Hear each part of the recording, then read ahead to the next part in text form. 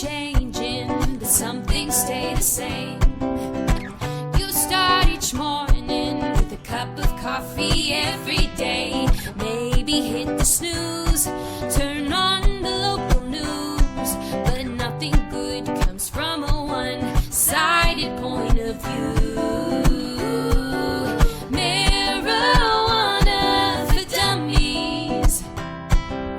Come for the info, stay for the reefer. Marijuana for dummies. Come for the info and stay for the reefer. That's right. Welcome to Marijuana for Dummies, where we resist the miseducation of marijuana. And I always like to start the show off with enticing you with a little bit of what we call weed porn. So here we go. They're wonderful, but it's not that much because I have to make a run. I'm only down to an ounce or so, an ounce. But this is what I'm smoking on this morning. Take a look. These wonderful nuggets. Just look at this bud. Look at this bud. This beautiful structure. Yes, that. This is gelato. It's a wonderful sativa, and that's why I can smoke. I've been smoking all morning, and look at my activity level. See, the juices are flowing. The brain is going. I'm still showing very high levels of manual dexterity, despite the fact that I've been consuming marijuana constantly since approximately 8 o'clock this morning. Now, so take a close look. This is what happens. So when I smoke a sativa in the morning, it tends to help me with the beautiful calming effects, but I don't have the physical sedative qualities that are typical of the average indica. And that's why I've said to you, when you smoke an indica in the morning, which tends to pin you to the couch, you may go back to bed. If you have a sativa, you may have a wonderful, productive morning, as I am having here today. Thank you. I know. Just showing you that people who smoke weed get shit done. Okay. I'll say that again. People who smoke weed get shit done. I'm an example of that. So we gotta we gotta start today, and we gotta acknowledge, and we gotta celebrate. We gotta ring the gong and the bell, because recreational marijuana is legal now in Michigan and Illinois. Well, soon in Illinois. By the first of the year, we're talking about most likely recreational marijuana. Michigan and Illinois, which means that these places who are known for their harsh treatment of black people are also going to soon deal with all the numbers of black people they have incarcerated or in the system. Didn't think about that because of their selective targeting of black folks for all these years, especially in places like Michigan and Illinois. Now we're going to have recreational marijuana. In fact, they're expecting huge crowds. Okay? In Michigan, legal weed sales began this yesterday. Okay? Where there's supposed to be a handful of dispensaries in Ann Arbor. Let me guess. You know who always gets the dispensaries? In Illinois, they're actually talking about the lack of racial equity in the cannabis industry, where sales are supposed to start in Illinois on New Year's Day. These are the 10th and 11th states nationwide to allow straight-up recreational marijuana use.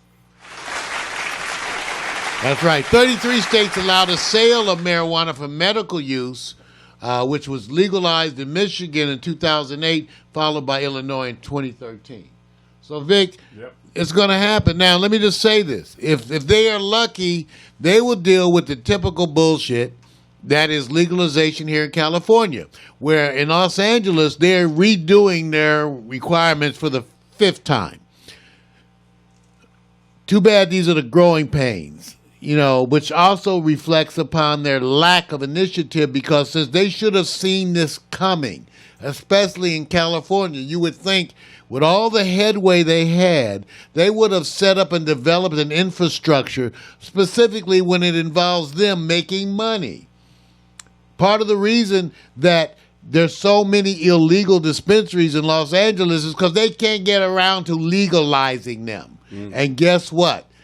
The places that are blackish and brownish are the ones that seem to be getting processed last. Once again, right now there's a huge racial disparity in dispensing. All I have to do is go west or go to white neighborhoods and the dispensaries are licensed.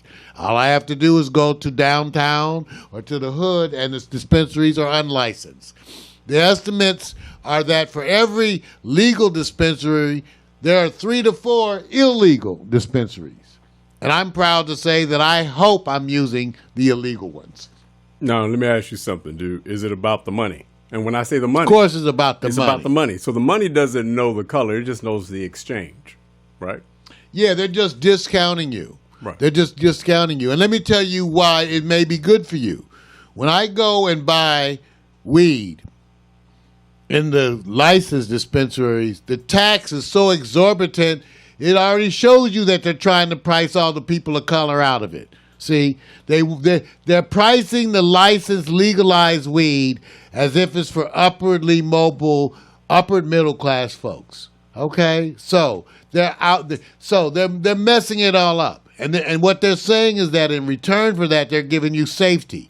Well, the only ones who ever messed with the weed before were you anyway. The only ones who poisoned the weed was the U.S. government.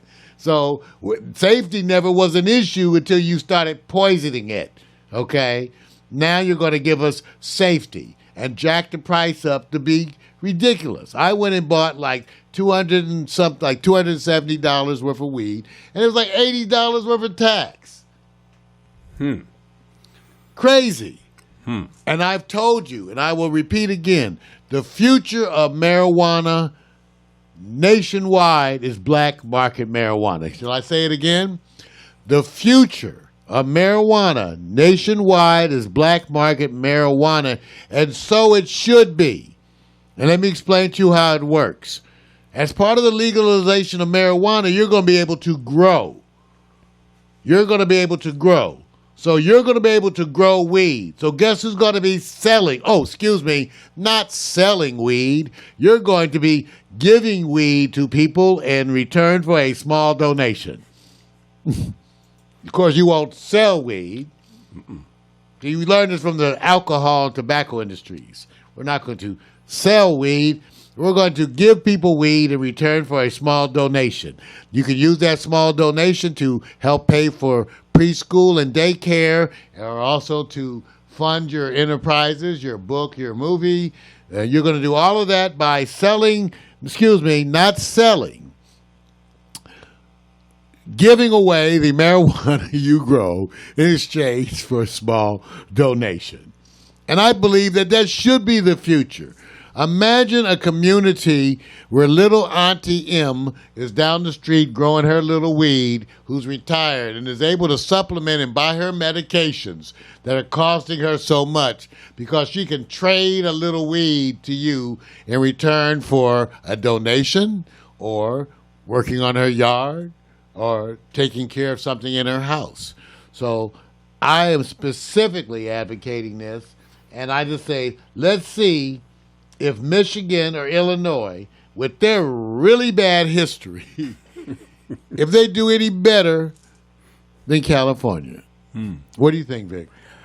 Listen, man, I don't think it's about being against. I think about who offers a better cost per dollar return. The community is about, hey, what do we get out of the investment of this? So, they say, hey, follow the money, right? And that goes for all facets of life. So I'm just saying it's a money thing. The return in dollar comes from certain areas that are obvious. That's just the way it is. Unless we believe our system is holier than thou and will equate that all people will be treated equal, villages and communities. And we'll show you that by demonstrating it first by coming to your wonderful neighborhood that may have a higher crime rate. They may have less investment per dollar in commercial industry or otherwise. I just say it's about the money, man. It is about the money. And I can tell you, that Auntie M's weed is going to be clean, organic, no pesticides, right. And she's not going to be doing a bunch of dirt, and she's going to sell it to you at a fraction of this so-called legalized weed, which is overpriced, weaker, and a big joke. So do as I'm doing. Buy your stuff from illegal dispensaries. In fact, I may be going today. All right. Times are a-changing, but some things stay the same. You start each morning with a cup of coffee every